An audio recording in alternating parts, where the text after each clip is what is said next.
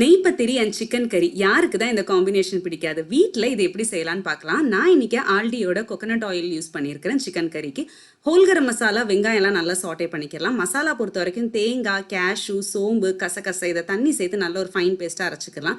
வெங்காயத்து கூட இஞ்சி பூண்டு பேஸ்ட், மல்லி இலை, தக்காளி இதெல்லாம் சேர்த்து இதையும் நல்லா சாட்டே பண்ணிக்கலாம். ஆல்டியோட மசாலாஸான சில்லி பவுடர் யூஸ் பண்ணியிருக்கிறேன், கொரியாண்டர் பவுடர், மஞ்சள் தூள் அண்ட் அதுக்கப்புறமா கரம் மசாலா இதெல்லாம் சேர்த்து நல்லா சாட்டே பண்ணிவிட்டு இதில் 1 கிலோ அளவுக்கு சிக்கன் வந்து சேர்த்துருக்கு.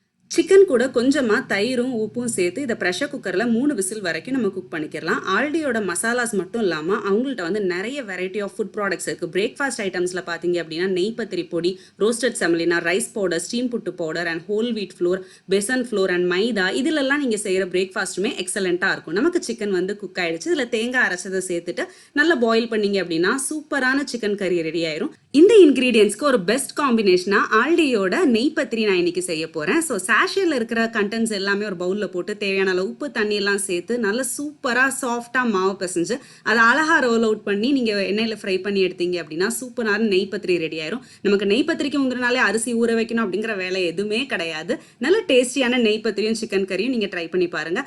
ஆல்டியோட எல்லா ஃபுட் ப்ராடக்ட்ஸும் ட்ரை பண்ணி பாருங்கள். அண்ட் இன்னும் இந்த மாதிரி நிறைய வீடியோஸ்க்கு ஜுல்ஃபியாஸ் ரெசிபிஸ் ஃபாலோ பண்ணுங்கள்.